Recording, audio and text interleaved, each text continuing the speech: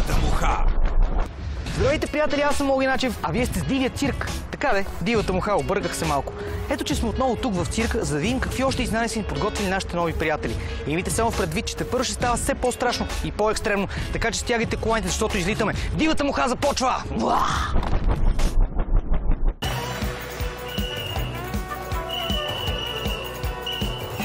Ето, че отново сме тук. Тук, разбира се, циркът, новото ни любимо място. Мястото, където можем да си говорим с хипопотама, лъвовете и всички хора, които ни отвориха вратата или по-скоро вдигнаха завесата, за да станем част от тази невероятна магия, наречена цирково изкуство. Всъщност до сега научихме доста неща. Част от тях изглеждат нереални и след като ги видяхме, доста се позачудихме дали не сме попаднали в някоя друга паралелна вселена. Като например умението на Джордж от Гана, който ни показа, че може да огъва тялото си по абсолютно нечовешки начин. Видяхме също така и за първи път клоуни без грим и се убедихме, че тяхната задача е може би една от най-трудните – да се грижат винаги с доброто настроение на гостите. Видяхме и характерната за всеки един цирк красива дама, която успя да ни забуди с голямата си усмивка, но след това ни показа, че баланс и гравитацията за нея са нещо абсолютно субективно. След това видяхме едно невероятно красиво и сложно съчетание на около 10 метра над земята на двама влюбени, които успяха да ни разкажат тяхната любовна история само с движенията на тялото си и се запечатаха в паметта ни завинаги. А за капак на всичко, накрая се сблъскахме лице в лице с царя на всички животни в една епична среща, която никога няма да забравя. Какво ли още ни предстои? Мисля, че дори аз не мога да ви кажа в момента, защото не забравяйте, ние сме в цирка, а тук живота и времето протичат по съвсем друг начин. Така че нека заедно прекрачим границата на фантазията и се потопим в света на магията. Въпрос първи искам да питам, защото вече стана свидетел на супер много неща. Как се гледа това цялото нещо? Как се стопани? Какво е това? Това е нещо огромно, гигантско. Не мога да си го обясня. Ами виж, аз съм израснал тук. Думите на моя дядо, когато е говорил с негови приятели, които са извън цирковия свят, и те са го питали, бе, как се справяте с всичко? И той каза, това е един огромен хаос. Това е една лудница, един хаос. Точно лудница. А хаос не можеш да го контролираш. Да. Ти правиш само опити да го контролираш и когато можеш да поведеш хаоса в една определена посока, значи вече ти си на правилния път. Оттам нататък зависи от самия тебе, от твоите способности, до каква степен ще можеш да усмириш нещата и да ги водиш в правилната посока. Да.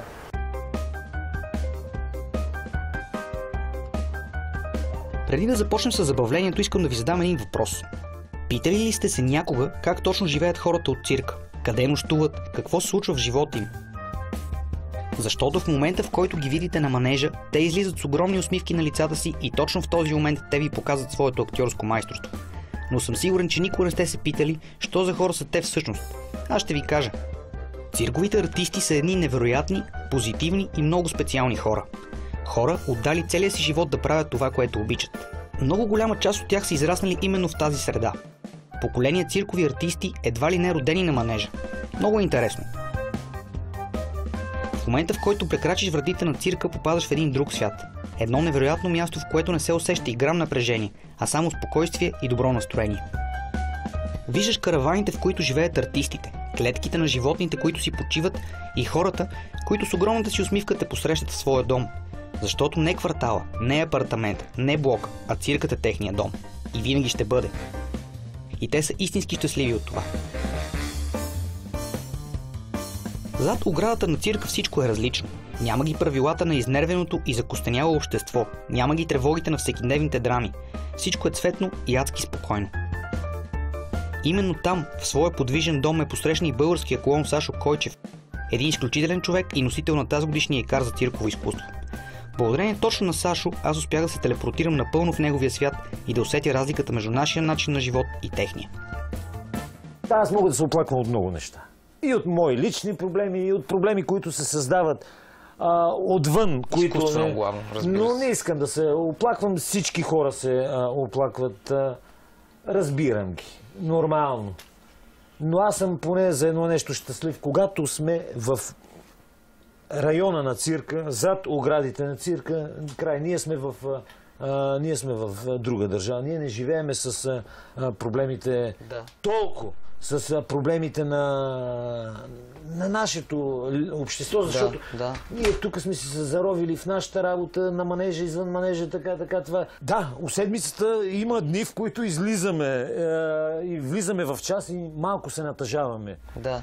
Когато сме извън оградите на цирка, се натъжаваме, защото там е реалната действителност. Да, ние сме в нея, но кога сме в оградите, живееме малко. Да. Нали знаеш тия, които там се дрогирват и да го поли... Зад оградите на цирка същата работа.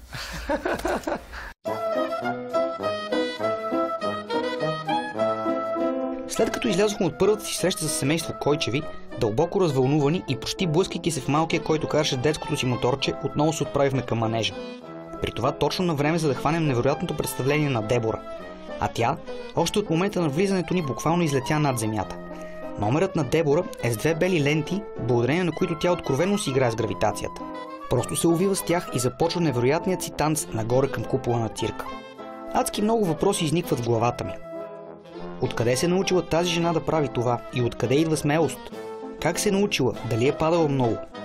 На всички тези питания отговаря просто заслепяващата ти усмивка и увереният ти поглед, който като че ли казва: гледай, момче, гледай и се наслаждавай.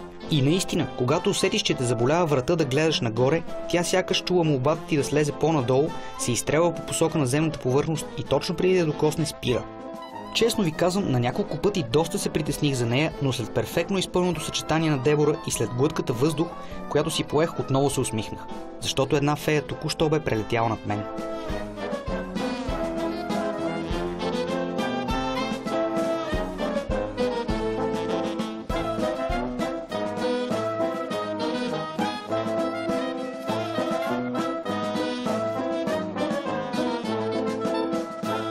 Моите първи игри са били с реквизита на артистите.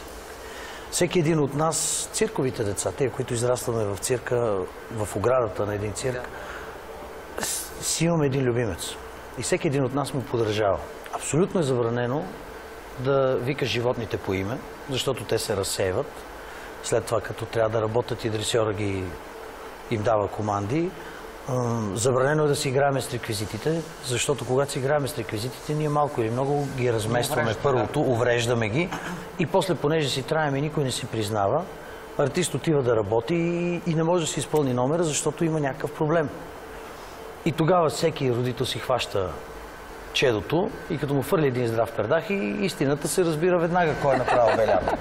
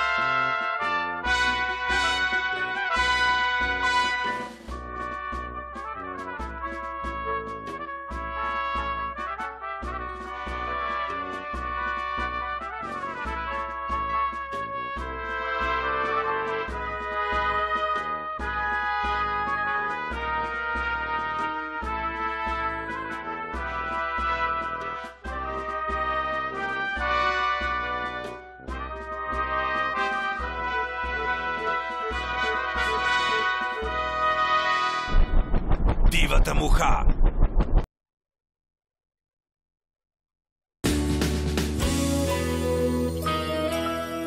Дивата муха.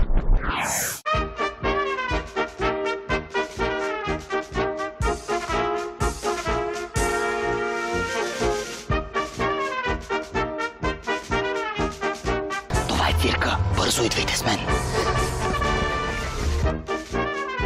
Това бяха рекламите по BTV Action, а вие сте с Дивата муха. Трохите в леглото на скуката. Останете с нас, за да видите един от най-опасните циркови номера в света. Дивата муха продължава.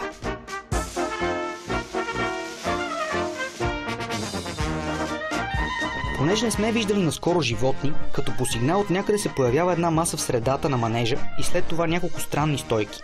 След малко ушите ми долавят странно грачене, което не ми се връзва с нищо. Поглеждам към стойките и разбирам, че тук има уловка. В следващия миг зад завесата изкача една дама, придружена от няколко човека, които носят какво? Папагали, разбира се. И то не какви да е, а две огромни ара, доколкото ми стигат познанията по зоология, и още няколко по-мънички техни събратя. Всички сме виждали номера с папагали. Всички знаем, че те могат да говорят, обаче тези тук наистина ми скриха шапката. В момента, в който Адел ги остави на стойките, тя започна да си играе с тях. А те толкова добре изпълняваха нейните команди, че за миг се зачудих дали тук няма някакъв трик. Папагалите караха колело, кънки, кола, правеха се на заспали и най-зверското в цялото нещо бе, че животинките видимо се забавляваха. Накрая тя ги пусна да направят едно кръгче в целия цирк и в този момент си представих какво възхищение е това за препълнената с деца зала.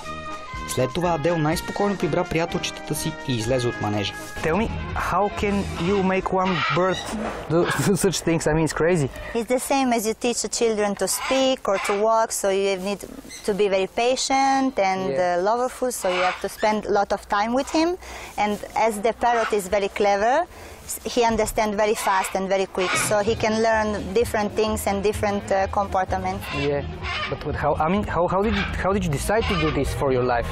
Because I love animals. I born in the circus. I born near animals. First, I work with sea lions, and then when I get married, I see one show in Tenerife with parrots, and I love that. And I say, okay, I want to try this, and I try, and it gets very easy, more and more and more, and I like it. So now it's my life. What's the most difficult part of your trick? No, it's nothing difficult because we used to do tricks that can do easy because we don't want to stress them, so we try to be so slow, and if it takes 2 years, we take 2 years to teach them. But example, he going the bicycle is not difficult because they used to move for climbing the legs, so it's not difficult for him. He recognizes colors, he can speak, they love to fly, so it's everything easy for them. It's like a play because every single trick I teach them, I must give them something special like a banana or a small peanut. They love peanuts, and it's important for the animals to train them. It's not only parrots. In the circus, all the animals are treated like that. Positive reinforcement is the name of this special training system. So the animal learn one trick, and then you must, even if you do it for the first time not good, but you must say to him, bravo, you are nice, you are good, and you give him something to teach him that it's positive, that I like to do this, because if one animal, also my parrots, don't want to do something, he will not do it.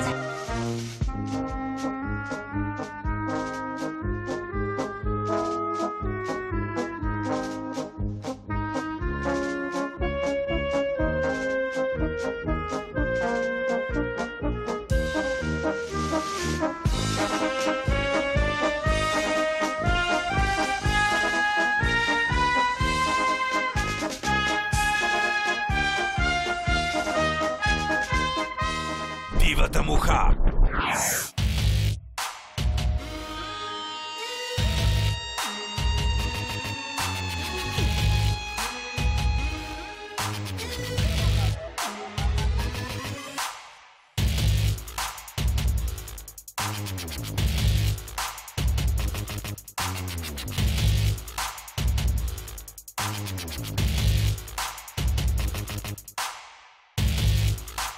Това е привлекателното в едно лайв шоу, независимо дали то е цирково или каквото и да било друго, защото ги има тези непредвидени неща.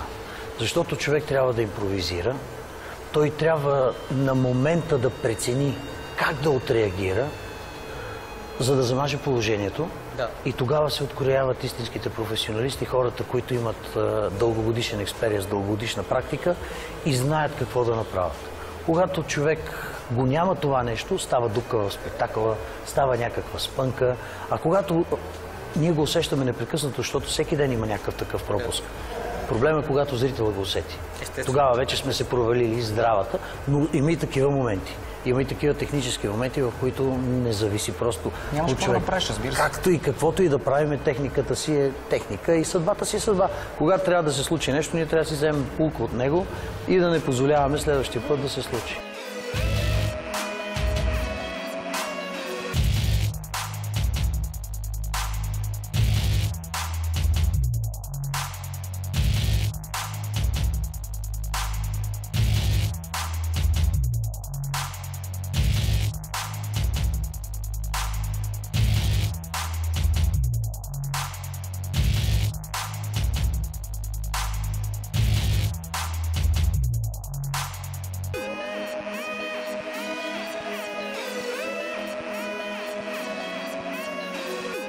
Дивата муха.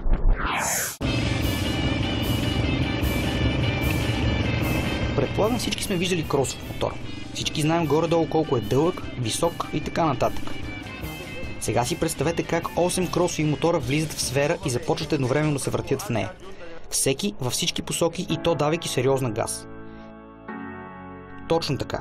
8 мотора в сфера 5 на 5 метра и световният рекорд поставен именно от хората пред нас.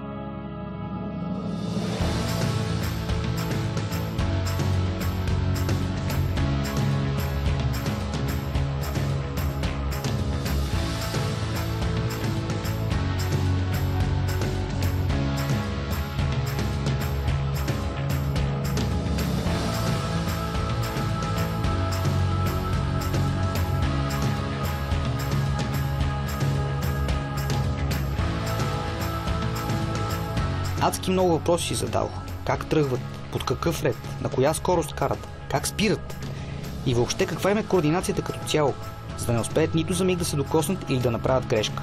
Защото тук една грешка е фатална. Предполагам, че зад привидното хаотично движение стои сериозен ред и дисциплина.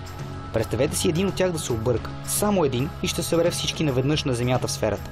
Приятели, това е едно от най-скандалните неща, които съм виждал някога. Повярвайте ми. Все още не мога да си го обясня. В момента, в който изкараха сферата, разбрах, че става нещо епично, но в момента, в който Пинило и компания влязоха вътре, вече студена пот започна да ме облива. Екстремните спортове са преценен риск, но тук математиката ми се губеше тотално. Този път мотористите бяха 4, но истината е, че аз съм сигурен, че и сам да вляза в сферата, ще приключа на първото даване на газ. Болница. Разтреперен отива до усмихнатия Пинило да го попитам как точно се случват нещата. You're making the craziest tricks I have ever seen. No. Come on, tell me what's your secret. Come on, tell me what's your secret. It's crazy, you know? 8 bikes or 7 bikes? Yeah, now 7 bikes. I don't know for the people. Yeah. For me, it's very easy. Really? Yeah, really. It looks crazy for sure. For me, my job. Yeah, it's So you're traveling all around the world and doing this with your boys? Yeah, with my boy, yes. I work in Germany, France, United States, Italy, around the world. When did you start it? I started 15 years before. 15? Wow, come on. That's crazy. Yeah. And I like so much the motorbike and yeah. for me it's my life, really. For me it's my life. Yeah, but how did you decide to do this? I mean, this is some kind of strange thing with motorcycle. I mean, it's not dirt jumping, it's not freestyle motocross. It's something between everything. Yeah. When I come to the circle, I see this number. Yeah. I tell I like this so much. I want to make this, and now I make this. I have 15 years working this. And okay, sometimes many accidents. The job is motorbike. Yeah, of course. Sometimes the motorbike is not ready. Yeah. But isn't it very dangerous? I mean, if one of you falls down, everybody are going like this. Yeah. In 1 second, everybody go down. Oh, come on, you're crazy, man. Thank you. No, You're crazy. bro. Thank you very much.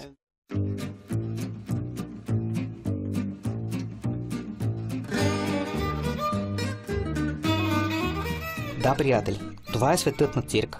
Това е вълшебството на цирковото изкуство и така живеят неговите герои. По един доста по-различен от нашия, но прекрасен начин, в който са допуснали магията в сърцата си и се направили част от себе си. Защото да си цирков артист е нещо специално и нещо наистина много красиво. И аз се радвам, че успях да се докосна, макар и за малко до това нещо. Но истината е, че щом като веднъж съм го вкусил, то ще си остане винаги като част от мен.